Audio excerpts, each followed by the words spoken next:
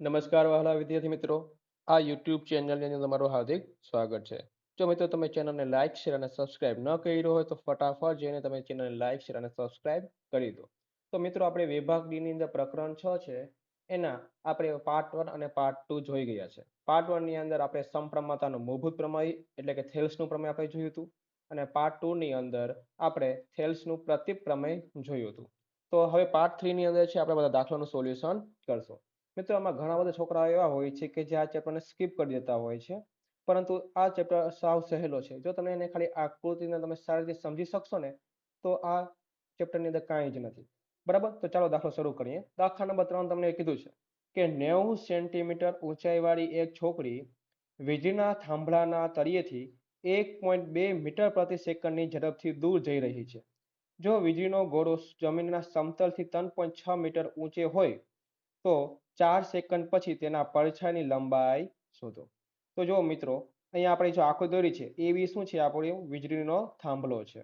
બરાબર, અને આ અહીંયા છોકરી છે, છોકરી શું છે, આટલાથી આટલા અંતર છે એટલે કે 1.2 મીટર પ્રતિ સેકન્ડથી ઝડપ કરે છે અને પછી 4 સેકન્ડ સુધી તે અહીંયા પહોંચી જાય છે. એટલે કે વીજ થાંભલાથી 4 સેકન્ડ પછી છોકરી સીધી સ્થાન પર આવે છે. એટલે 4 સેકન્ડ પછી છોકરી ક્યાં પહોંચે છે? આ સ્થાન પર પહોંચે છે.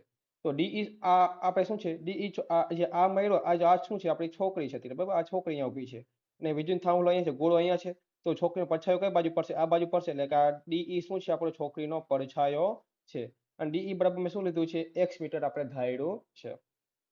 હવે જોઈએ આપણે બીડી નું અંતર શોધવું છે. બીડી નું અંતર બરાબર, તો જો બીડી બરાબર શું થશે કે છોકરી છે એ 1.2 મીટર પ્રતિ સેકન્ડ થી ઝડપથી જાય છે. એટલે કે શું આવશે? ઝડપ બરાબર અંતર ગુણ્યા સમય. અંતર કેટલું છે? 1.2 ગુણ્યા શું આવશે? 4. બરાબર, 1.2 ગુણ્યા શું આવશે? 4. એટલે કેટલા આવશે? 4.8 મીટર. એટલે બીડી આપણને શું મળ્યું? 4.8 મીટર.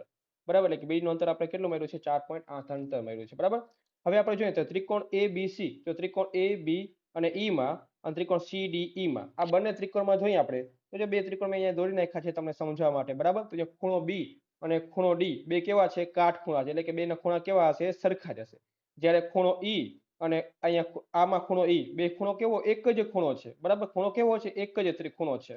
બરાબર, તો એટલે આમ કહી શકાય આપણે કે ત્રિકોણ ABE સમરૂપ ત્રિકોણ CDE માં. બરાબર, હવે આપણે શું કહી શકાય કે જો આ BE બાજુ છે, BE બાજુ, આ બાજુ અને આ બાજુ બે કેવી છે? આપણે સમજી શકીએ બે બાજુ શું લીધું? આપણે સરખાવ્યા છે. બરાબર, તો અહીંયા શું આવશે? AB ના છેદમાં CD. બરાબર, તો લખ્યું BE ના છેદમાં DE બરાબર AB ના છેદમાં CD. એટલે બાજુ સરખાવી. BE ના છેદમાં શું રાખ્યું? DE રાખ્યું છે, જ્યારે AB ના છેદમાં CD મેં બાજુ સરખાવી છે. તો આખે આખી BE આપણે શું મળે? જો BE કેટલા કીધા છે? BD કેટલા કીધા? 4.8 વત્તા DE કેટલા છે? x છે. એટલે આખે આખો લેવું હોય મારે BE તો શું આવશે? 4.8 વત્તા x મારે લેવું પડે. તો એ બી ની જગ્યાએ મેં શું મૂક્યું છે? 4.8 વત્તા x મૂક્યું છે.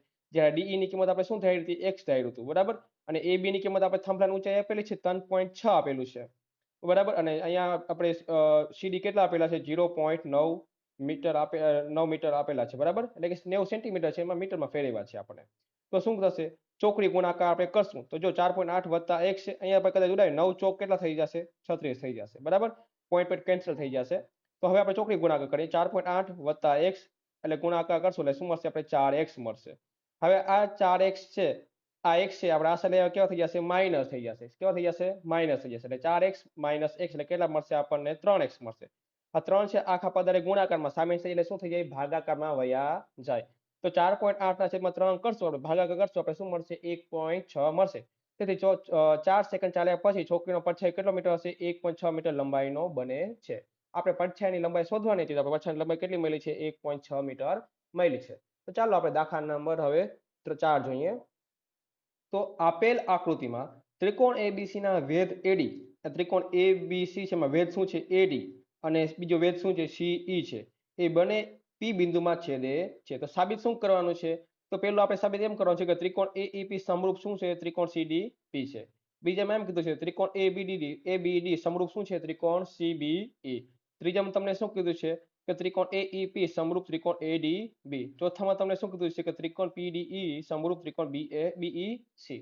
બરાબર મિત્રો, આમાં તમે ખાલી એક વખત તમે ખાલી આકૃતિ તમે સમજી લેશો ને વ્યવસ્થિત, તો આ દાખલામાં કાંઈ જ નથી. બરાબર, તો ચલો પેલો આપણે દાખલો કરીએ કે ત્રિકોણ એઈપી સમરૂપ ત્રિકોણ સીડીપી. અહીંયા બે ત્રિકોણ લીધા છે. આ બંને ત્રિકોણમાં આપણે જોઈએ, જો મેં અહીંયા બંને ત્રિકોણો છે ને અલગ કરીને તમને દેખાડ્યા છે.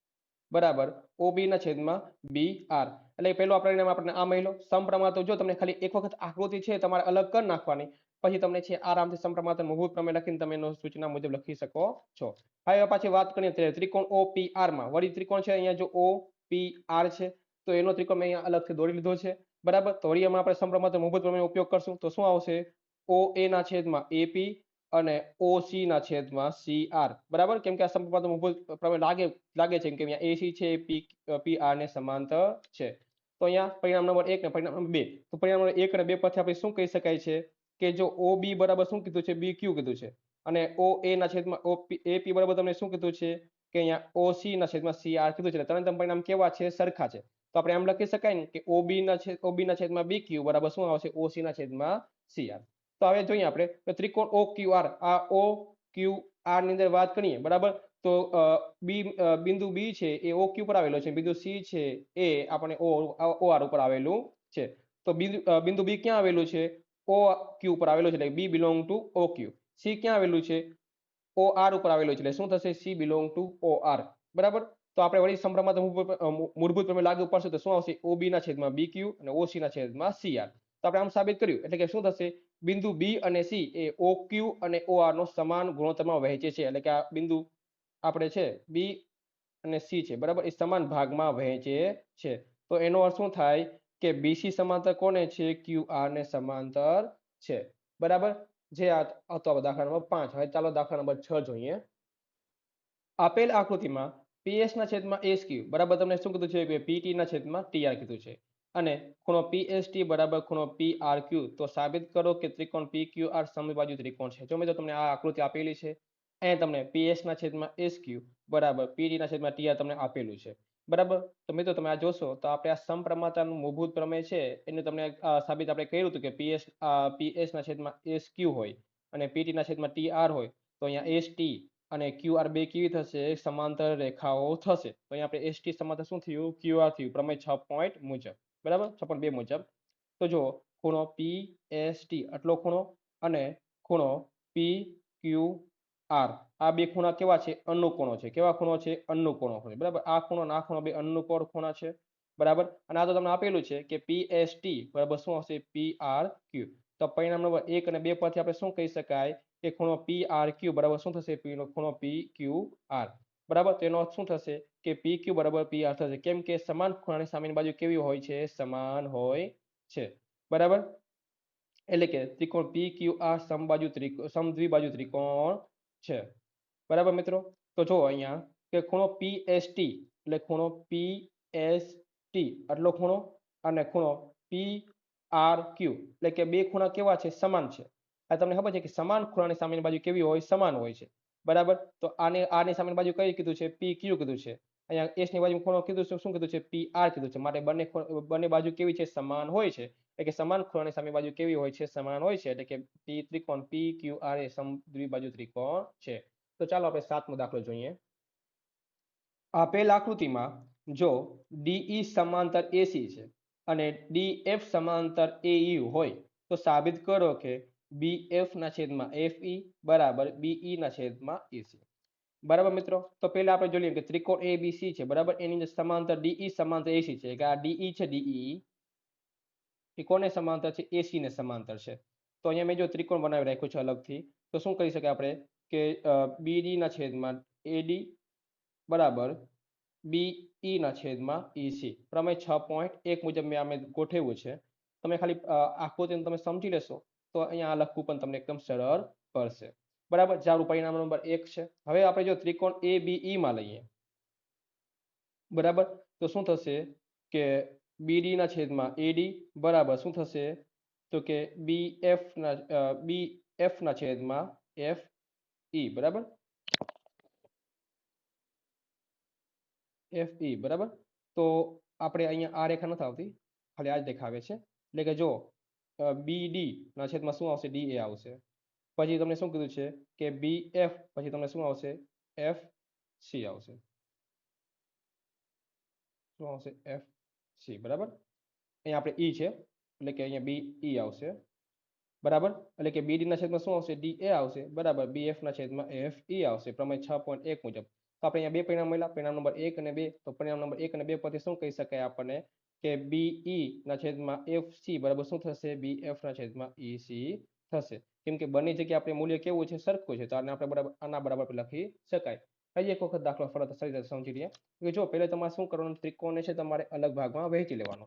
તો બે ત્રિકોણ ABC માં પહેલા આપણે શું કરશું કે DE સમાંતર કોને છે? AC છે.